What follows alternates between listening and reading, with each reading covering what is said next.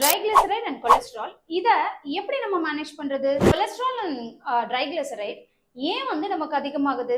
Life ஸ்டைல்ல சின்ன சின்ன ஸ்மால் சேஞ்சஸ் மூலமா எப்படி எல்லாம் நம்மளே ரெடியூஸ் பண்ணிக்கலாம். கொலஸ்ட்ரால்னா என்ன? கொலஸ்ட்ரால்ங்கிறது ஒரு கைண்ட் ஆஃப் ஃபேட். உங்களோட பாடியில செல்ஸை பில்ட் பண்றதுக்கு கொலஸ்ட்ரால் வந்து தேவை. ட்ரைகிளிசரைட் அப்படிங்கிறதும் ஒரு கைண்ட் ஆஃப் ஃபேட் தான். நீங்க எடுக்கிற ஃபுட்ல எக்ஸஸ் ஆஃப் எனர்ஜி, அதெல்லாம் வந்து உங்க பாடியில ஒரு கைண்ட் ஆஃப் ஃபேட்டா வந்து டெபாசிட் ஆயிட்டே வரும். ஓவர் த பீரியட் இந்த ட்ரைகிளிசரைடோட லெவல் வந்து அதிகமா இருந்தது அப்படின்னா டெஃபினெட்லி அது நம்மளோட பாடிக்கு is very very bad. So cholesterol and triglyceride level ஏன் அதிகமாகுது?